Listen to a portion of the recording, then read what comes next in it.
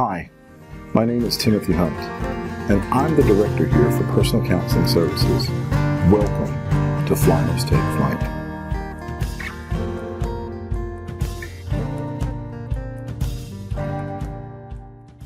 Today, we are interviewing Mr. Matt Dial. Matt Dial was born and raised in Pembroke, North Carolina, home of the Lumbee tribe, in which he is a proud member. In 2007, Mr. Dial received his Bachelor of Science in Biology from the University of North Carolina at Pembroke. After a brief stint at UNC Medical School and a death of a close family member, he decided a change was needed and returned home to Pembroke. There he met his future wife and enrolled in UNC Pembroke's Master's Degree in Science Education program. During his enrollment, Mr. Dial worked as an MCAT tutor and graduate assistant, helping students to gain entrance in health professions graduate schools. He graduated in December 2012, and he was fortunate to obtain a science position at Sandhills Community College. He has been in this position for the last 7 years, teaching anatomy and physiology courses and pathophysiology and biology. Mr. Dial's interests include learning about poverty and education, advising, fishing, and reading fantasy novels, as well as spending time with his wife, 5-year-old daughter, and their miniature schnauzer. How's it going, Matt? It's going pretty good today. How are you today? Good. Good to see you. Good to see you. Good to see you too. So let's get these questions. Let's just jump right into them. So how do you define belonging? For me, belonging is to be a part and to be inside the circle rather than outside the circle. Mm-hmm. To feel that I have a relationship with those in the circle and they understand me and I understand them, and we can come together for fellowship or a common understanding that we can all share a background. Now, with you being an instructor here, that definition that you gave, how does that conceptualize in your classroom? Well, one of the things that I like to do is kind of do a little icebreaker at the beginning of the semester, where we kind of move around on our feet and talk with our feet. And I asked just where are you from? You know, if you live in these communities, you come together and you see, oh, there's people like me in here, or how much experience you have with college before, and it lets me get a little like a survey, but it's visual. And then I also share some stuff about me, my background, and where I'm from, and stuff like that. So I think just for situations like that really help me to come across as who I am, and then try to draw them into the classroom. You know, it wouldn't be right if we didn't culturally introduce ourselves. So I'm asking you a question. Who's your people?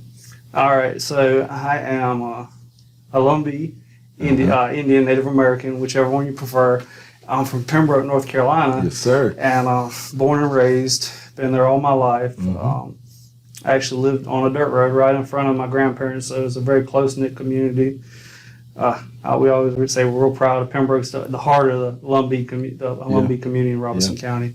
Like I said, my whole family lives right there on the 62 acres that my great-grandfather had, and we just got split up and stuff like that. So it was a really good community. And like I said, I went through the public school system there in like Pembroke Elementary, Pembroke Middle, Pernodsville High School, and then I went on to UNCP, which is a historically Native American campus also. Yeah. So, you know, when I started here, I had asked, I think it was DJ, I was like, are there any other Lumbee males or Lumbees that work here? And DJ was like, there's Matt Dial. I was like, I want to meet him. I want to meet him. Yeah. So it's neat to have a fellow Native, especially given this opportunity to be able to interview. Honored to do that. Thanks. So tell me about, or share with our listeners, I should say, how you belong here at Sandhills Community College. Well, I will say, this is the first teaching position, community college teaching position I ever had. I think that's kind of unique. A lot of my fellow instructors and stuff, they came from like teaching adjunct and this, that, and the next. And I think for me, I came in as a full-time instructor, which I'm very thankful for. And I think really I was given a lot of information, and then inside of my department, they just shared with me so much content and like helping set up the classroom and helping me with Moodle and helping me with all this stuff. And I had a really strong department, you know, and I can stand out all of those people and those names in our science department just really helped out a great deal to let me know that they're here to support me. I could run to them for any kind of question. I would, you know, just little stuff that just really just helped out a lot. I think that's where my first little sense of the campus came from, was from my department. Gotcha. And the belonging at the campus. So you described basically what I heard was they offered a great deal of support in helping you transition into this new role. Definitely. I mean, when you're as a new instructor, the amount of material you have to go through is really overwhelming. Yeah. When you first teach a class and you're hired, and you know, I was hired August 1st. We started teaching August around 15th, 17th, wow. You know, and so I knew about it in July, but nobody's really on campus to really work. And you know, just they gave me a flash drive and were like, "Here, this is all my stuff." And I mean, you know, that stuff they accumulated over years of work, and they're like, "Here," they just give it to you and like say, "Here, you know, here, use whatever you can." And you know, it was like I said, I really think that sharing really brought it in. So for me, but it sounds like they just didn't give you the flash drive and say, "Go forth and prosper." No. Like I said, I was just walk next door, knock on the door, right. and I popped in so many times, and it was different people. It wasn't just one person that was giving this out. Yeah. It was more of, you know, the whole science, especially the biology section. You know, that's where we're at. The biology people, we were just going back and forth, and it's just so much to learn. I think it's so much to learn. It's nice to have somebody you can just, you know, and it's open. It's not, you don't feel any kind of, you know, anything like I'm bothering them. It wasn't ever like that. So. Do you still feel like that today with everybody? Oh yeah, it's going out, and now I get to share a little bit of my stuff now, which I'm happy to do. You know, they say, "Oh, what about this new?" You know, when I think about our advising, we switched over some of the advising stuff when I first started, and so I had to learn it fresh. So I knew it, and they were on the older stuff, and I was like, I can help them out, you know, because I'm learning. I never had to distinguish between the two with like DMAs versus the old system, and now we got a new system. Gotcha. And I think that made me feel good when they would ask me questions too, you know, because they just have, like I said, so much to give. Yeah. Matt, share with us a time where you felt like you didn't belong, either personally or professionally. Well, I'm going to go back to this experience I had with my daughter when we moved up here to Pinehurst. During Native American Heritage Month, also known as Thanksgiving, my daughter... I call it Super Indian Month. My daughter was telling me about some of the stuff that were going on over in the classroom. And it was very stereotypical. Yeah. And, you know, I haven't been big about saying I've never done it because I didn't have to do it when I was in Pembroke because it's just who you are. You don't have to go around telling people. Right. And it's just kind of who you are. But up here, she came home and I started asking questions, and she says, the Indians are extinct. And she's 5 years old. Wow. And she says, the Indians are extinct. I said, well, what about the Pilgrims? She says, the Pilgrims are us. We're the Pilgrims. We're still alive. The Indians are like the Homo sapiens or something like that, because we, and oh wow, it kind of just put a fire in me a little bit to want to. I go back to my educators on, because that's where a lot of my self basis is it's all right to have a misconception, because it's a misconception, but if she's coming home in a native house and saying this to me, then what are the kids that are going to be my future students? Right. What background do they have? And so it was just for me it was difficult. And I said, this is a typical probably elementary school in the United States right now. It's not a exception. And I did go out there and put on a little program for them and stuff, and tried to kind of show that we're still here and we're still, this, that, and next. And it was really well received, but it made me miss Pembroke. It made me miss my home community a lot, because I was like, but I knew when I moved I was going to have to, I had to step up. I don't know if that, I knew you're sacrificing that home community. If I want to build that knowledge in that Native American community, I was going to have to try a little harder at home, and that transpires into the elementary school. And this was, like I said, this was last year, and about 4 or 5 months after we moved to Pinehurst. Yeah, we had a similar situation where when we were living in Greenville, North Carolina, my sons had asked me, "Daddy, what are we?" And I remember us distinctly being home during homecoming, gathered around the powwow circle. And I said to my son, I said, "These are our people. This is where we're from, and this is our identity." And he said, "Well, why do they have to wear the chicken feathers on their head?" And he announced it real loud, and I was like, "Shh." So we had to explain that later on, but, I think that's a struggle for all of us that are from the Robeson County area. We're so tied into that system of belonging that when we move away from the boundaries of our tribe, we have to figure out how can we at least carry on those others about who we are as Native people. Yeah, I think too, for me, is I struggle myself, is my mom's white and my dad's Native, so I'm half, and then my wife is white. So my daughter is, you look at me, I have to tell, if I don't tell you, you don't know. Right. Or so somebody else tells you.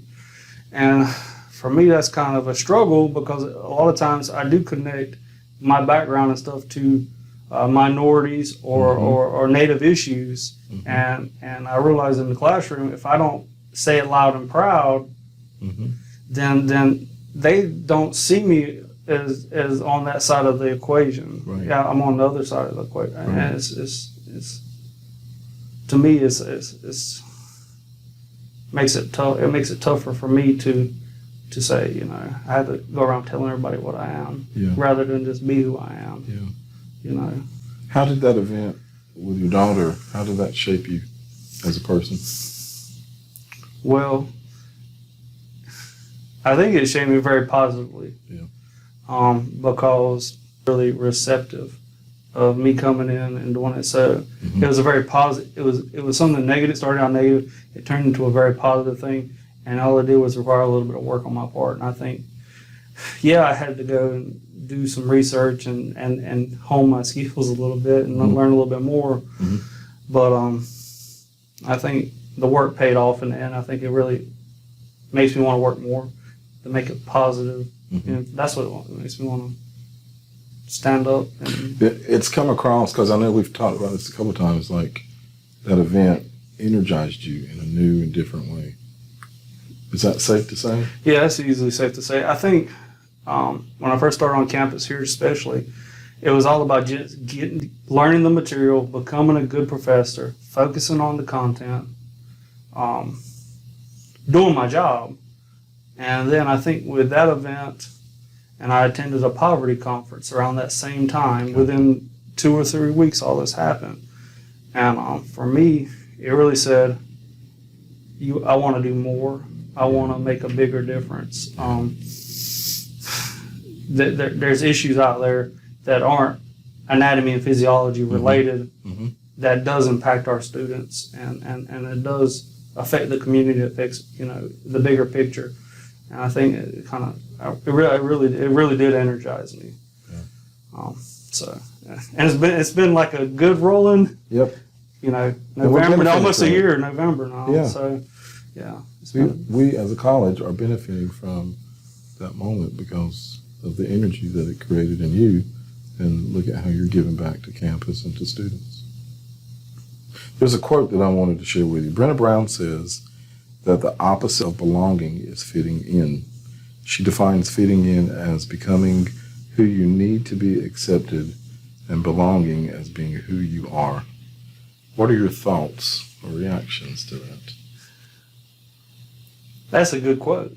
I think it's a really good quote, is because that's something that I strive to do now more than ever, is be authentic and feel like I'm authentic in my person. And I think one of the things that's coming up a lot in some of the meetings I attend is authenticity with grace. You have to be authentic with who you are, and when you do that, it resonates with the other person.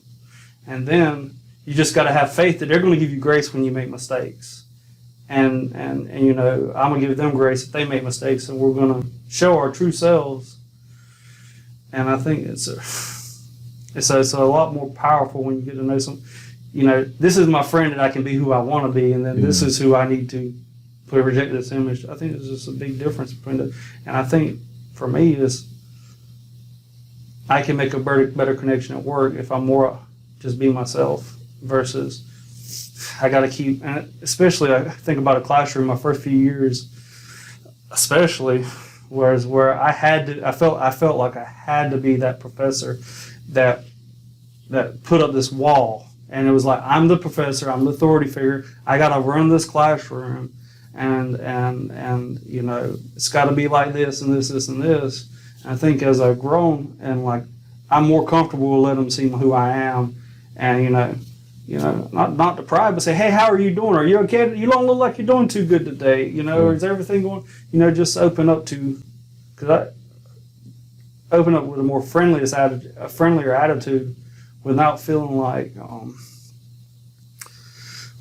they were taking advantage of me. Because I think that's like a big fear, especially from my point of view, is like the students taking advantage of the professor because they're going to weasel out of everything they can be weaseled out of. Right.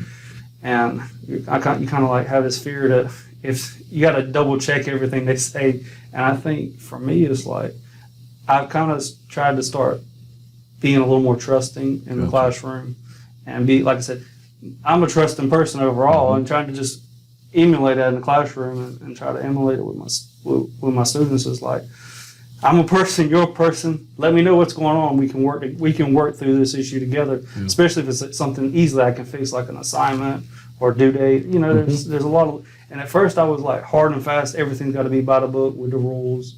And I felt like I think that's a big switch. And I think one of the books I read through the book club with TLC was Compassionate Teaching by Gamble, and I think that really opened my eyes of what I was seeing of the student versus what the student was seeing of me, and how they differed than my image. Like I was imagining myself as I'm this Native American professor, I'm and this, that, and next, and then what they're seeing for me is maybe not a Native American professor, not having their best interests in mind. Gotcha. You know, and trying to get from across from them to beside them, and saying we're in this together. Matt, in that book, is that where you learned the concept of authenticity with grace? I don't remember. That's a neat concept. I've never heard of that before. It's just something, some of the webinars and stuff that they've been throwing out authenticity and throwing out grace, and it's kind of something I've just latched on to, because that's what I want, is I want you to be your real self, and I want to. And if you say something wrong, it's okay. We can talk about it. If we're different, it's okay to be different. I'd rather you be different and real than different. I mean, fitting in. Right. Right. I had. I think it was like week 2 when I started here. I went into Kelly Shoemake's office, and I asked her. I was like, I don't think I'm going to fit in here. And she said, why do you say that? And I was like, I'm a lot. I said, I'm a lot. I said, and I'm loud, and it's so quiet in here. She said, I want you to be who you are. She said, I want you to belong, and I don't want you to fit in. You be who you are. And I was like, okay, I want you to remember that. And I think it was the second day after that, I did our call. Did that all the way upstairs. And they were like, oh, you weren't planning on being loud. I was like, no, I told you I'm loud all day, and just full of character. So it's great when people can give you that permission, and also you give yourself that permission, so that you're not fitting in, but you're belonging. That's good. And I love that concept, authenticity with grace. It's really, really neat.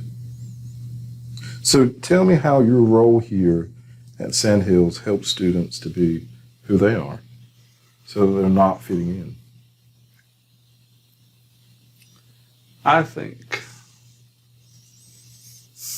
one of the things that I try to do, and it's very rare that it doesn't happen that often, but when I hear somebody talking and they're talking about school and talking about this and that, and they're energetic or something's going on, I interrupt, I get in their conversation with them Mm-hmm.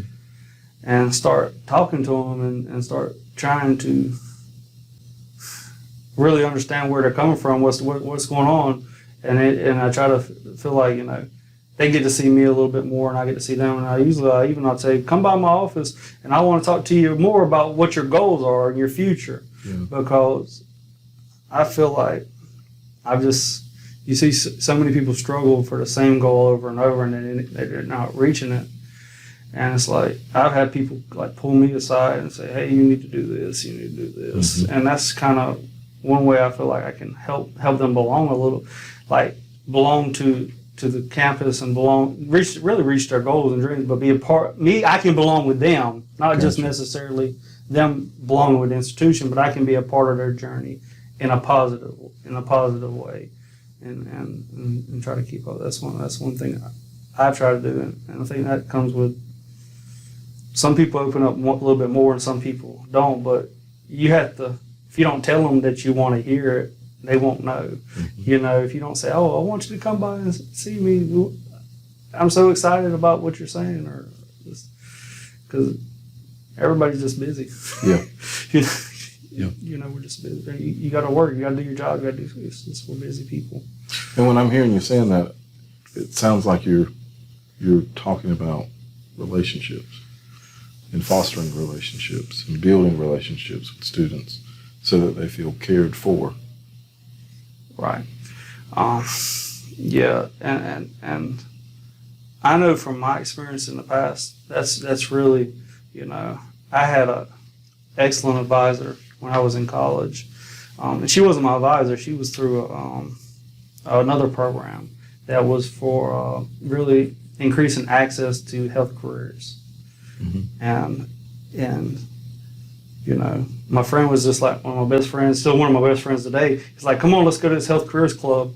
And we met her, and she was really open. And she, like, every time we just pop in, she would stop what she was doing, and she would talk to us, the students. I mean, we walk over there, and she laid out a pathway for me. Yeah. And she said, you want to be a doctor, because I wanted to be a medical doctor at the time. And she laid it out. And we went through 4 years of student planning, every class, every semester for the whole 4 years. Along with, she said, these are these summer programs that if you do well in school, you can get in these programs and they will really set you up. And so by the time I graduated, everything was, all the ducks were in a row. Mm-hmm. All the ducks, and if I had any questions, she helped with the interview process, just really held my hand along the way. There's no other way to put it. And it wasn't academic. She wasn't an academic advisor. She was a health career, person. And for me, Miss Johnson? Yeah, Miss Johnson. Yeah. And she, like I said, and even after medical school, mm-hmm. and I dropped out at the same time my grandmother died. She died, and I dropped out, mm-hmm. and it was just a really traumatic experience for me. And we're not gonna put this on here. We're not gonna go all the way in it, but I had a lot of soul searching and a lot of issues around that. And about a year later, somebody told me they were looking for a tutor in her department. Wow. And she knew my whole situation, knew I dropped out of medical school, knew everything. Wow. I was in a bad place, kind of deal. And she hired me on to be a tutor with their program. And she's probably one of the good reasons why I got this job here today, is because she, even though the goal changed, she was still on my side, and there's something you can't just take away. Yep. And I was realizing, I didn't realize it until probably a year or two ago, that a lot of my advising came back to kind of was her style, and I called her up last year, and I said, hey, just thank you for doing this. And I said, you are, because she's retired now, but I had her cell phone number from 2005. Wow. Like and and I called her up because I didn't call her phone when I was working there. I called her office, but I had her cell phone number, and like I said, she was wonderful, and that was my parents aren't doctors or lawyers or anything like that. They kind of let me when I went to school. Matt, you're good at school. Go to school. Yeah. They didn't check in my grades. They didn't check in my progress. They were supportive parents. Yeah. They made sure I had a car and a cell phone and what I needed. But as far as school, it wasn't me. Right. It was all on me, and kind of I didn't realize how much that benefited me until lately. Mm-hmm. The past couple of years, it's like, it was super easy to go to med school. That doesn't sound right, but to me it was an easy pathway because somebody helped me, right? And I through the process. And I think for me that's something I want to do. Is I want to help people in the process and build that relationship where, hey, I don't know what to do. Okay, I don't know either. Let's go find out. Gotcha. Do you feel like, because now that we both know that it's Miss Johnson, she is somebody that totally models authenticity with grace. She's just she Absolutely. really does. She really does.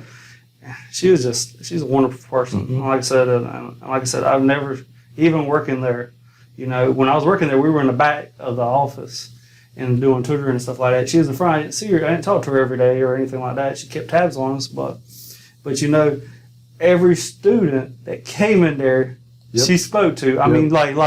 And she had all kinds of reports to do. It was a lot. It's a state funded job, so you have to kind of. And she, like I said, they'd come back. They'd always pop in and say, "Hey," and I would see people who were graduates all the time coming in there. People who graduated and stop and say, "Hey, George," because it wasn't. You weren't a number. You were a person.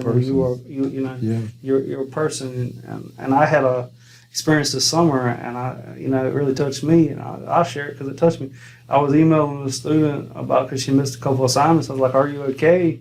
Is everything okay?" Da da da da da. And she says, "I got a lot going on." I said, I referenced you. I threw your name out there, and I said, you can reach out to him and this, that, and the next. And she was like, I'm glad you look at me as a person, not a seat in the class. And I said, that was like,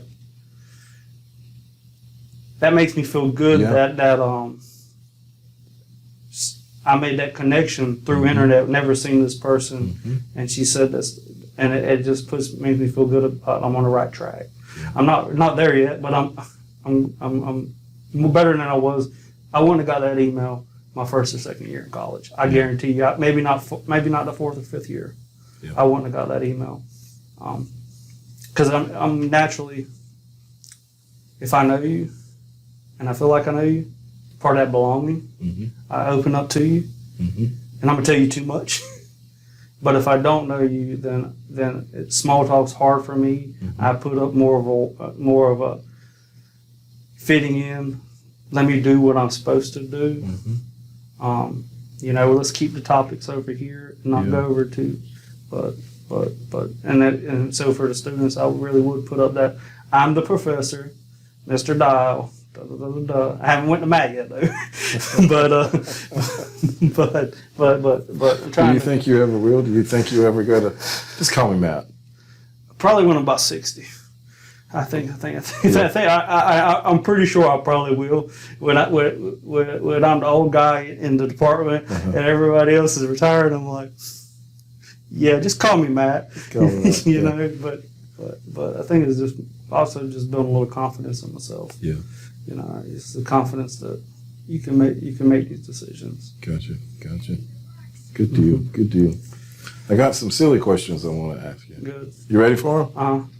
What is the color of your toothbrush? Okay. I got an electric toothbrush, so it's white and with a little bit of gray on it.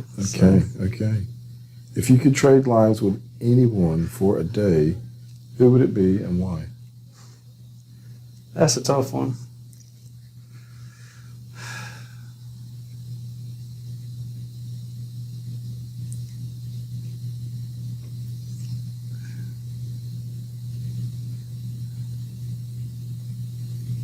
I wouldn't trade lives.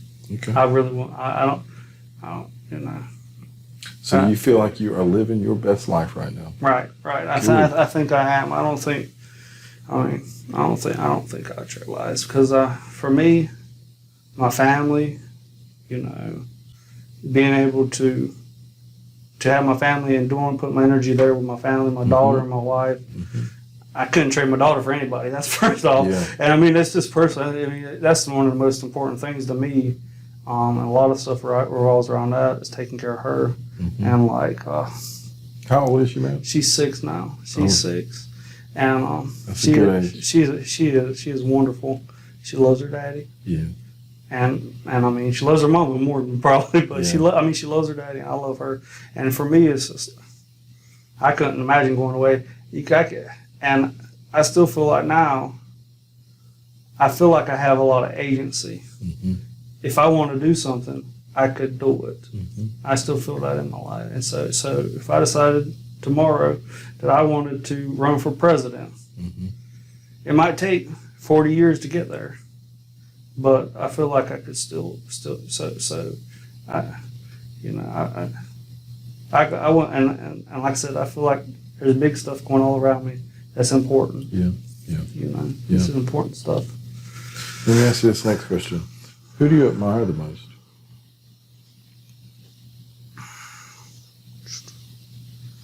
I would probably say my dad. Tell me about that. Well, things I would kind of admire about him. Hold on a second. That's a good question, but I gotta get it together first. So, for example, when my mom got pregnant with my sister when I was 10 years old, Mm-hmm. they had just adopted 5 of my cousins. Mm-hmm. So it was my mom and dad, my brother and me, and a baby on the way. And they adopted my cousins and she got pregnant. But we were living in a single white trailer. Yeah. And there were 3 sets of bunk beds, and 2 of the kids had to share a bed. The 2 little ones had to share a bed. Wow. And they'd already planned on building a house, but it wasn't that house. And they adopted them and they started building a house. And my dad would work 3rd shift, and he'd come home and he'd work. Mm-hmm. And I remember as a small child, you know, I'd go out there with him. Yeah. And he got his buddies that were in construction. They did the sheetrock. They did a lot of the stuff. And they built a beautiful house. It's a so beautiful house. And he did it outside of his spare time, you know, outside of work. And then my mom got pregnant while we were in the house. And she had told my dad when they first met that she wanted to stay home with her children. Yeah. She was a teacher. He works a mechanic at Campbell Soup. And, you know, I don't know what went on between them. Mm-hmm. As far as that situation. But my mom came home with 7 kids in the house. Well, 7 kids in the house. All of us are within 4 years. So we were all in high school together except my sister. We were all in high school together. Right. And we were all about 10 or 11 years old. And my dad worked Campbell Soup, and then he went and got a car. It's okay, man. A car dealership. Yeah. And I mean, I was just a kid. I think about it now. Yeah. But as a kid, I didn't think about that. You know, it was just normal. Mm-hmm. Everything's normal when you're a kid. It doesn't matter how bad things are or how good things are. A lot of times it's just normal, you know. And he worked in a car dealership. He started a car dealership, a little small business. Yeah. And he would go when he got off work, he would drive to Kenley or Kenley, North Carolina, or down there to the one in South Carolina, Darlington. 2 big car sales. And he would go and he would buy 1 or 2 cars at a time, and he would sell them as like a buy here, pay here place. Mm-hmm. And he did that for several years. until my sister was about 4 years old, and my mom went back teaching, and whatever. And I mean, it was a tough. I mean, it wasn't. We had tight belts, and and it was a choice. It was a choice, and I think that just says a lot about my dad. Yeah. You know what I mean? And I think for me, it's like I want to be where if something happens or if I put all in, I go all in. Yeah. And that work ethic. Yeah. That work ethic is it's unbelievable. If you asked him, he would dismiss it. Mm-hmm. He wouldn't think twice about it at all. I mean, it